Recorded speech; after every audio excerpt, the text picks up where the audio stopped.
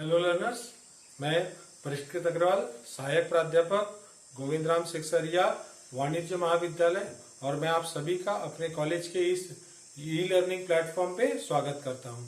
आज जो हम क्वेश्चन सॉल्व करने जा रहे हैं उसकी जो लिंक है आपको डिस्क्रिप्शन बॉक्स में दी गई है। आप उसको क्लिक करना है और क्वेश्चन को डाउनलोड करना है और अच्छे से पढ़ लेना है।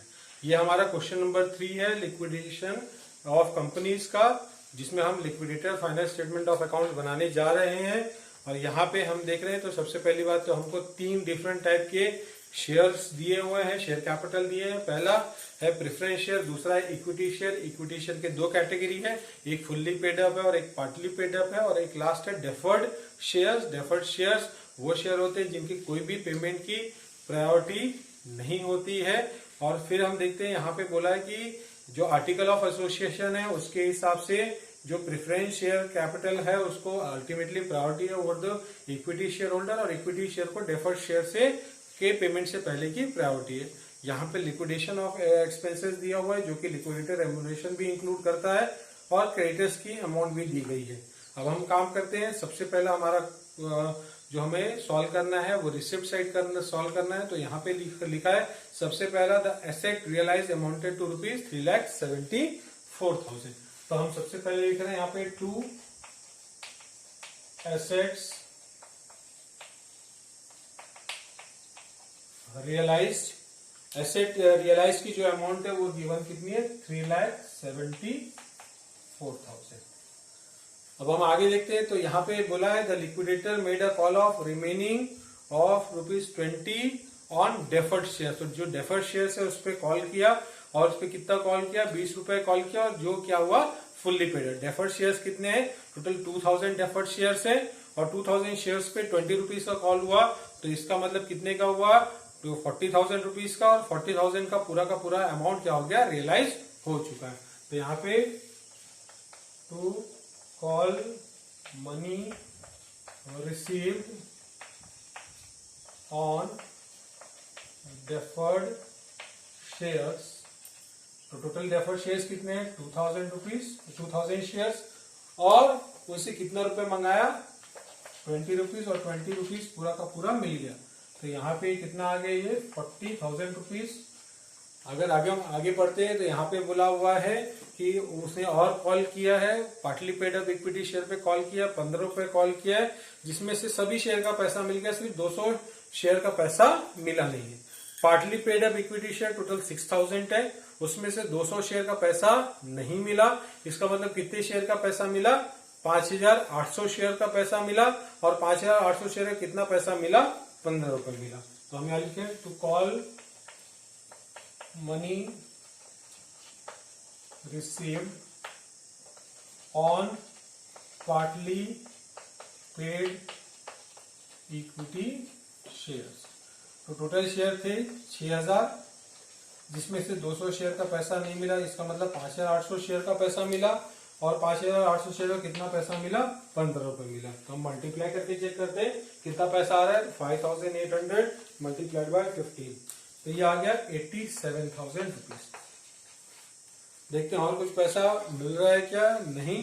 तो टोटल अमाउंट अगर रियलाइज की बात करेंगे तो 87,000 प्लस 40,000 प्लस 3,74,000, तो टोटल कितना आ गया, 5,01,000 का पैसा मिल गया। सबसे पहले हम यहाँ पे लिखते हैं लिक्विडेशन एक्सपेंसेस। तो यहाँ पे कॉस्ट ऑफ लिक्विडेशन दिया हुआ है, इंक्लूडिंग लिक्विडेटर रेम्यूनरेशन। तो लिक्विडेटर का रेम्यूनरेशन उसमें इंक्लूडेड है, और टोटल जो अमाउंट दिया हुआ है वो कितना दिया हुआ है, ₹14,000 का अमाउंट दिया हुआ है। नेक्स्ट अगर हम बात करेंगे तो नेक्स्ट पेमेंट होता है डिवेंचर होल्डर को। डिवेंचर होल्डर यहाँ पे दिया हुआ नहीं है, यहाँ पे क्रेडिटर्स दिया हुआ है, बताया नहीं है, तो वो हमारा अनसिक्योर्ड क्रेडिटर्स हो गया। उसके बाद हम किसका पेमेंट करेंगे, अनसिक्योर्ड क्रेडिटर्स। तो टोटल 5,01,000 है, जिसमें से हमने 14,000 का पेमेंट कर दिया। अब हमारे पास कितना पैसा बचा, 5,01,000 माइनस 14,000, तो ये आ गया 4,87,000 अब इस 4,80,000 में हमने चेक किया कि अनसिक्योर्ड क्रेडिटर कितने के हैं। तो यहाँ पे जो अनसिक्योर्ड क्रेडिटर का जो अमाउंट दिया हुआ है वो आपका दिया हुआ है अनसिक्योर्ड क्रेडिटर्स 1,78,000 रुपीज। तो यहाँ पे सन्ड्री क्रेडिटर्स कितने के हुए 1,78,000। हमारे पास पैसा कितना बचा हुआ है 4,80,000। ज्यादा पैसा बचा हुआ है, इसका मतलब पूरा का पूरा अमाउंट किसको पे कर देंगे क्रेडिटर्स को। तो क्रेडिटर को हमने 1,78,000 पे कर दिया। अब हम चेक करते हैं हमारे पास कितना पैसा बचा हुआ है 1,78,000 पे करने के बाद। तो ये बचा हुआ है आप कितना 3,09,000। अब ऑर्डर ऑफ पेमेंट के हिसाब से अगर आप देंगे तो सबसे पहला जो पेमेंट होगा वो किसको पेमेंट होगा प्रेफरेंस शेयर होल्डर को पे होगा towards preference capital. Preference share है टोटल 2,000 और एक प्रेफरेंस शेयर 100 रुपए का है जो फुल्ली पेड अप है। इसका मतलब प्रेफरेंस कैपिटल का अमाउंट कितना आया 2,000 मल्टीप्लाइड बाय 100, तो ये आ गया 2 लाख रुपीज। प्रेफरेंस कैपिटल कितना है 2 लाख रुपीज और यहाँ पे अमाउंट कितना बच रहा है 3,09,000। इसका मतलब सफिशिएंट अमाउंट है, पूरा का पूरा अमाउंट किसको पे कर देंगे प्रेफरेंस शेयर होल्डर को पे कर देंगे। तो हमने लिखा है यहाँ पे बाय प्रेफरेंस शेयर होल्डर। उसका कैपिटल जो है वो कैपिटल की अमाउंट कितनी है, कैपिटल की अमाउंट हमने कैलकुलेट की तो आया कितना 2 लाख। तो 2 लाख पूरा का पूरा पे कर दिया। अब कितना बचा है 1,09,000। फिर यहाँ पे देखेंगे तो इक्विटी कैपिटल अराउंड 8 लाख और ये ज्यादा का, इसका मतलब डेफर्ड शेयर्स के लिए कोई भी पैसा बच नहीं रहा है। तो हम सबसे पहले हमारे पास दो तरीके हैं, या तो आप डेफिशिएंसी निकाल के कैलकुलेट कर लो या तो जो शेयर होल्डर को ज्यादा पैसा दिया है पहले आप उसको पे कर दो। तो यहाँ पे पैसा कितना बचा है 1,09,000। डेफिशिएंसी निकाल लेते हैं। तो हमारे पास पहला इक्विटी कैपिटल जो है वो कितना 8,000 पे इक्विटी शेयर है और फुल्ली पेड अप है 100 रुपए का। तो 8,000 से मल्टीप्लाई किए 100, तो यहाँ पे अमाउंट कितना आ गया 8 लाख का। दूसरा इक्विटी कैपिटल जो इक्विटी शेयर है वो 6,000 है जिसमें से 200 शेयर का पैसा नहीं मिला। इसका मतलब कितने शेयर का पैसा मिला 5,800 शेयर का पैसा हम कंसिडर करेंगे कैलकुलेशन ऑफ डेफिशिएंसी के लिए। और पहला वो 80 रुपए पेड अप था, हमने और कितना मैं पैसा मंगा लिया 15 रुपए। तो टोटल पेड अप वैल्यू कितनी बन गई शेयर की 95। तो यहाँ पे हमने निकाला 5,800 मल्टीप्लाइड बाय 95, तो यार है 5,51,000। टोटल किया 5,51,000 plus 8 lakh it is equal to 13,51,000 का टोटल कैपिटल पे करना है। बट अमाउंट रिमेनिंग जो है अमाउंट रिमेनिंग कितना है 1,09,000 रुपए है। तो वो माइनस कर दिए 1,09,000, तो ये आ गया 12,42,000। तो ये 12,42,000 की डेफिशिएंसी आ गई। अब डेफिशिएंसी को डिस्ट्रीब्यूट कर देते हैं। तो हमने निकाला डेफिशिएंसी पर शेयर।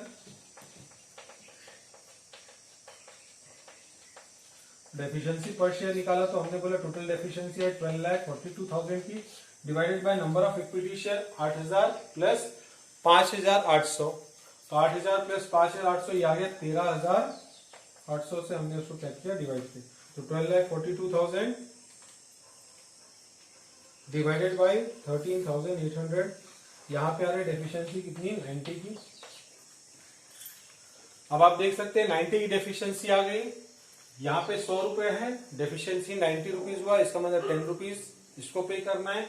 यहाँ पे डेफिशिएंसी 90 है, टोटल कैपिटल है 95, तो इसका मतलब 5 रुपए हमको इस इक्विटी शेयर होल्डर को पे करना है। तो हमने यहाँ लिखा by payment to equity share holder. एक पहला है फुल्ली पेड अप और एक है पार्टली पेड अप। तो fully paid up share holder को कितना पे करना है 100 रुपए फुल्ली पेड अप है माइनस 90 रुपीज डेफिशिएंसी आई तो टोटल 10 रुपीज। और number of fully paid up share it is how much 8,000। तो मल्टीप्लाई कर दिए 8,000 से, तो ये आ गया 80,000 रुपीज। और जो शेयर होल्डर है जो पार्टली पेड अप है, उन्होंने टोटल कितना एक शेयर होल्डर पे पे किया है, 95 रुपीज।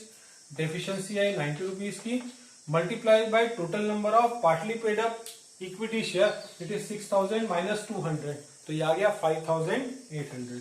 तो हमने 5,800 से मल्टीप्लाई किया, तो ये आ गया 5 मल्टीप्लाई बाय 5,800, तो ये आ गया कितना 29,000। और इसी तरीके से हमारा जो liquidated final statement of accounts क्या हो गया, कंप्लीट हो गया। यहाँ पे ज्यादा एडजस्टमेंट नहीं था, बस यहाँ पे एक डिफरेंट टाइप का, एक हम बोले थर्ड टाइप का शेयर आ गया जो डेफर्ड शेयर है। डेफर्ड शेयर की आपको याद रखना है, हमेशा जो प्रायोरिटी ऑफ पेमेंट होती है वो क्या होती है, लास्ट होती है। तो आज की क्लास के लिए ये हमारा ये जो क्वेश्चन है हमने सॉल्व कर लिया है। जो नेक्स्ट क्लास है उसमें हम नेक्स्ट क्वेश्चन सॉल्व करेंगे। Thank you.